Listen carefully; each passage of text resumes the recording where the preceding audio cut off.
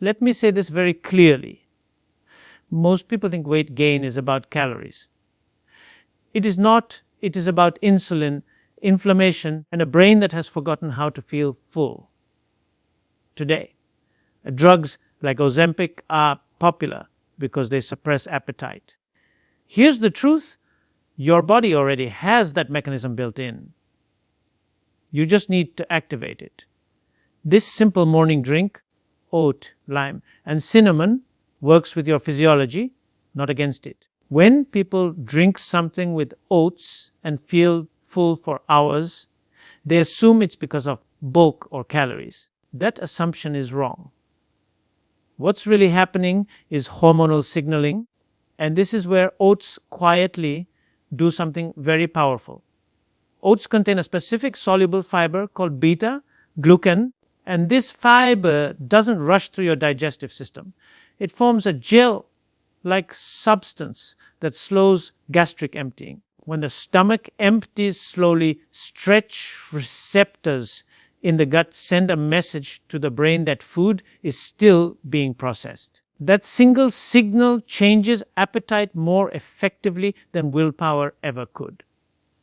Here's the part most people don't realize. The gut is not just a digestion tube, it's a hormone-producing organ. When beta-glucan reaches the small intestine, stimulates L cells in the gut lining to release GLP-1. That hormone is critical because GLP-1 tells the brain you're satisfied, reduces appetite, and slows further digestion. This is not a pharmaceutical trick. This is normal human physiology. Medications like Ozempic are designed to amplify this exact pathway.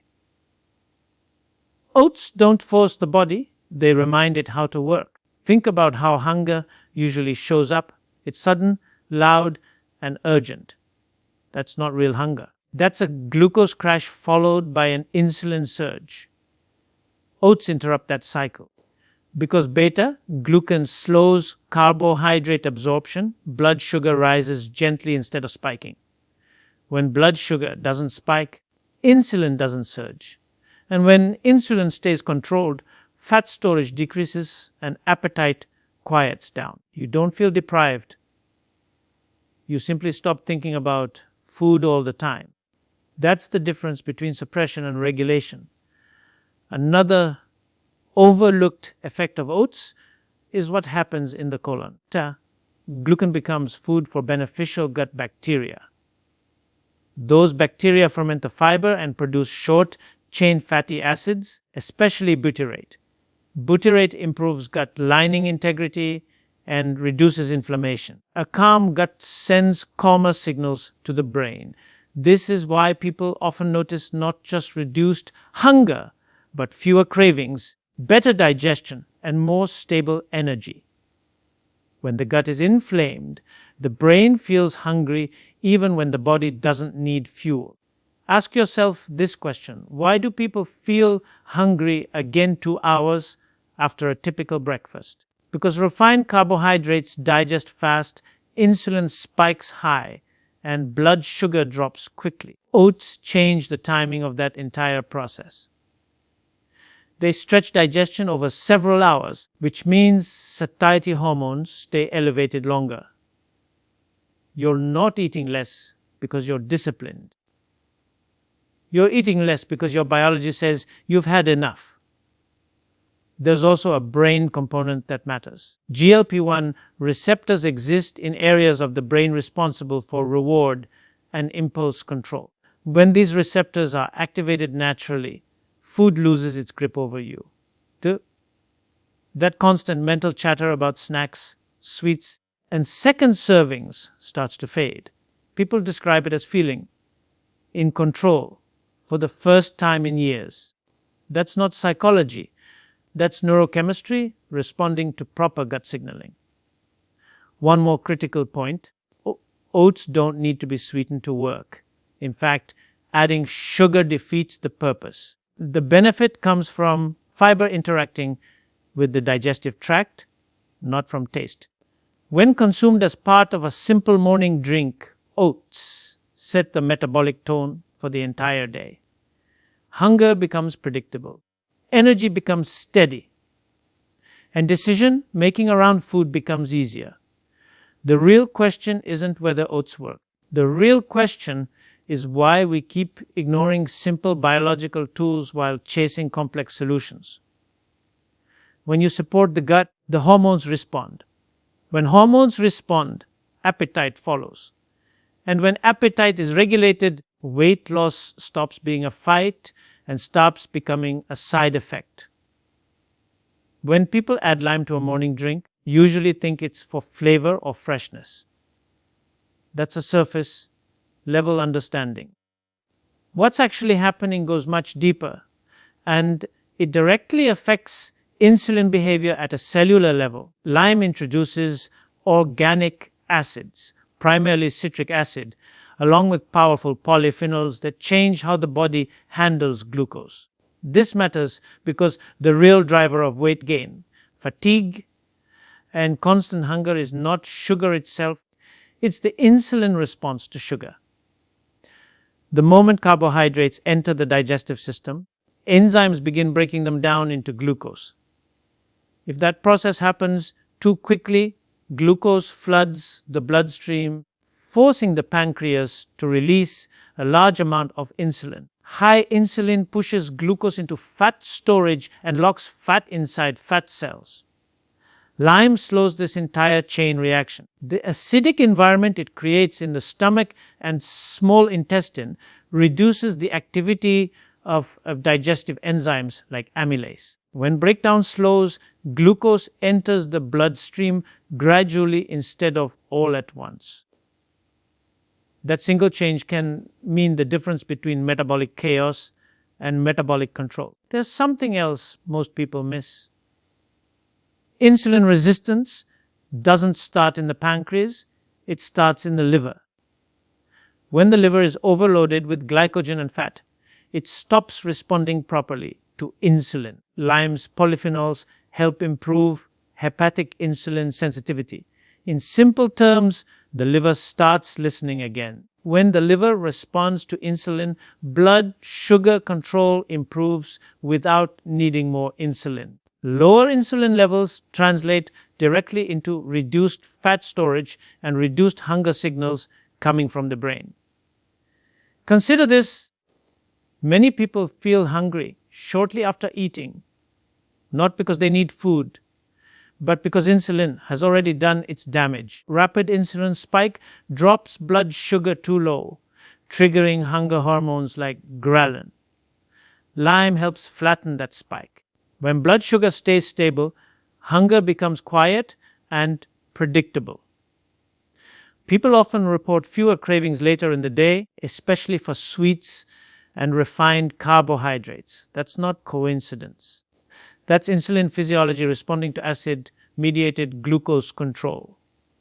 Lime also plays a role in reducing low-grade inflammation, which is a silent driver of insulin resistance. Chronic inflammation interferes with insulin signaling at the receptor level. Polyphenols found in citrus fruits reduce oxidative stress and inflammatory markers. When inflammation drops, insulin receptors function more efficiently. That means the same amount of insulin produces a stronger effect. The body doesn't need to overproduce insulin, and the pancreas gets a break. Another fascinating effect of lime is how it influences the gut-brain axis. Gut contains sensors that respond to acidity and nutrient composition. When lime enters the digestive tract, it stimulates receptors that enhance satiety signaling. This improves communication between the gut and the hypothalamus, the brain's appetite control center. Appetite doesn't disappear, it becomes appropriate. You eat when you need to eat, and you stop when you've had enough without mental struggle. There's also a behavioral advantage that often goes unnoticed. When insulin is controlled early in the day, decision fatigue around food decreases. Blood sugar stability improves focus, mood, and impulse control. People don't reach for snacks because they're not fighting biochemical signals screaming for quick energy. This is why a simple addition like lime can influence the entire day's eating pattern, not just one meal. It's important to understand that lime is not acting as a stimulant or suppressor. It's acting as a regulator.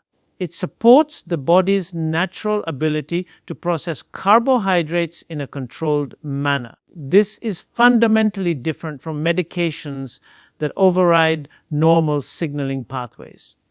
Regulation restores balance. Suppression creates dependency. The most telling observation is this: when insulin sensitivity improves, loss becomes secondary. Energy improves first. Hunger calms down second.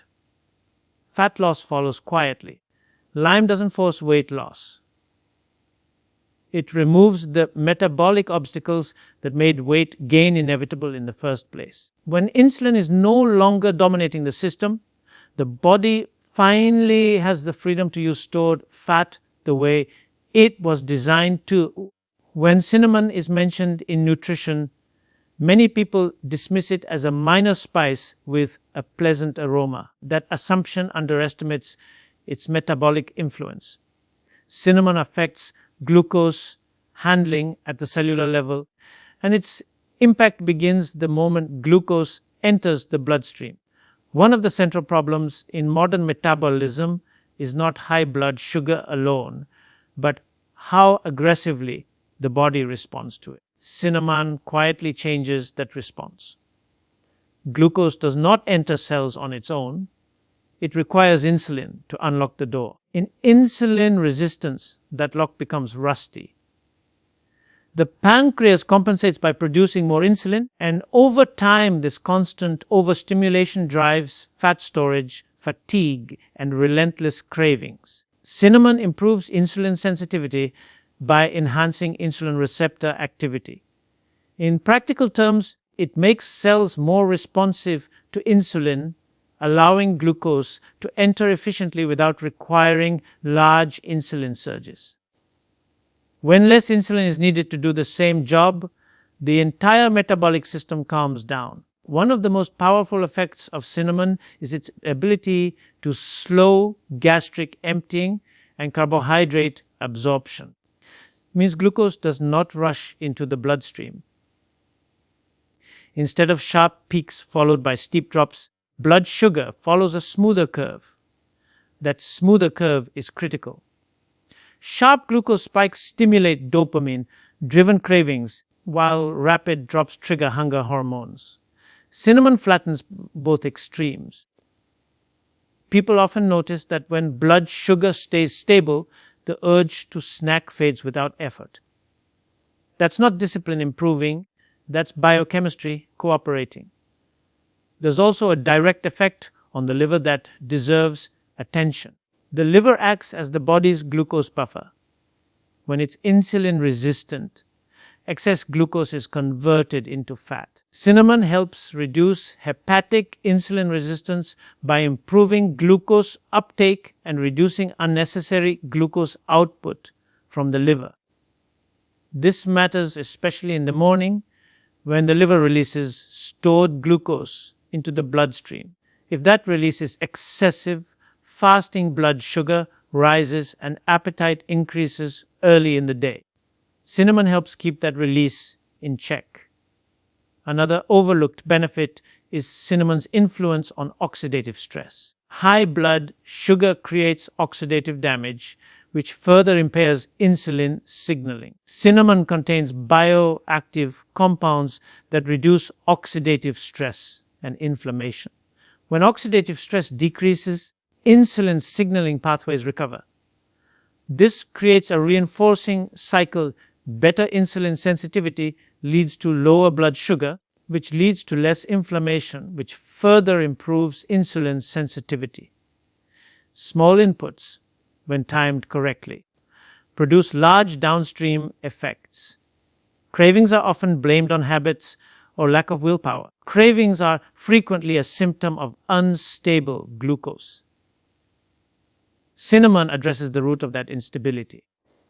When glucose delivery to the brain becomes steady, the brain stops demanding quick energy sources. This is why people who regularly include cinnamon often report fewer cravings for sweets, especially in the afternoon and evening. The nervous system feels safe because energy supply is predictable. There's also a neurological aspect that rarely gets discussed. Insulin receptors exist in the brain, particularly in areas involved in appetite regulation and reward. When insulin signaling improves in these regions, food loses its exaggerated reward value. Eating becomes functional instead of compulsive. This shift is subtle but profound. People don't feel like they are on a diet. They simply feel satisfied sooner and for longer. Cinnamon does not act as a stimulant. It does not force the pancreas to release insulin. Instead, improves how the body uses the insulin already present. That distinction matters. Forcing the system leads to burnout. Supporting efficiency restores balance. This is why cinnamon integrates so well into a morning routine. It supports glucose control without creating dependency or rebound hunger. The most telling sign of cinnamon's effect is consistency. Energy levels stabilize. Hunger becomes predictable. Mental clarity improves. These are not dramatic changes, but they are reliable ones. And in metabolism, reliability beats intensity every time. When blood sugar stops swinging, the body finally has the space to shift from storage mode to utilization mode. Fat loss, improved energy, and appetite control then follow as natural consequences of restored metabolic order. Timing of what you consume matters as much as what you consume, and this is where the morning becomes metabolically decisive. When you wake up, your body is coming out of a fasted state. Insulin levels are naturally low. Cortisol is slightly elevated to mobilize energy, and cells are primed to respond efficiently to nutrients. This window is not neutral. It is either an opportunity to stabilize metabolism or a chance to derail it for the rest of the day. What enters your system first sets the hormonal direction that follows. In the morning, insulin sensitivity is at its peak. This means your cells are most receptive to glucose and require less insulin to absorb it. When this window is respected, glucose is used for energy instead of being diverted into fat storage. A slow, digesting, fiber-rich drink taken at this time works with that sensitivity rather than overwhelming it.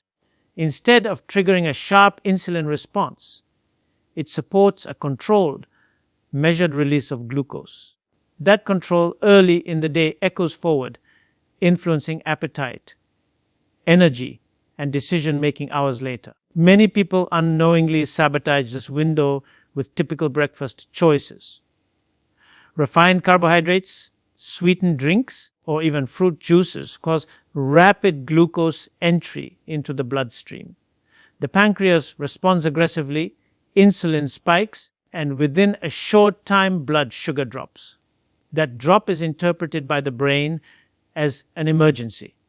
Hunger hormones activate, cravings intensify, and energy crashes. The day becomes a cycle of chasing glucose rather than using it. Once that cycle starts, it's difficult to stop.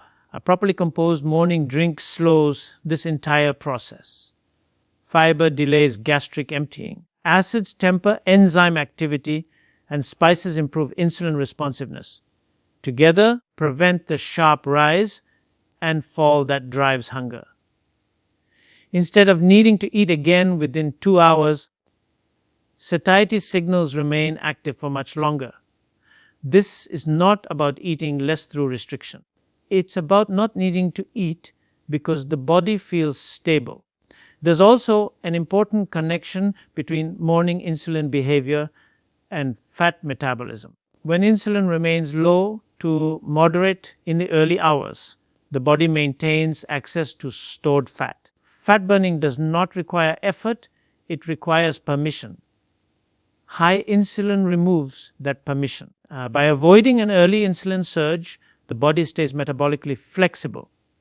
It can switch between glucose and fat as needed. Flexibility is what most people lose over time, and it's what they are trying to regain through extreme diets or medications. The brain is also highly sensitive to morning glucose patterns. Stable blood sugar improves focus, mood, and impulse control. When glucose fluctuates early, the brain experiences it as stress. Stress hormones rise, appetite increases, and food choices later in the day become reactive. People often blame themselves for poor choices in the afternoon or evening without realizing the biochemical setup happened at breakfast. A calm morning metabolism produces a calm eating pattern. Another layer that matters is circadian rhythm. Insulin follows a daily rhythm, just like cortisol and melatonin. Forcing large insulin spikes early disrupts this rhythm, which can affect sleep quality later at night. Poor sleep then worsens insulin resistance the next day, creating a self-reinforcing loop. Supporting insulin control in the morning helps protect the entire circadian system, not just weight or appetite. What's striking is how small the intervention can be. You're not adding a medication or suppressing appetite. You're simply aligning nutrient timing with biology. When the body receives the right signals at the right time, it responds predictably. Hunger becomes appropriate.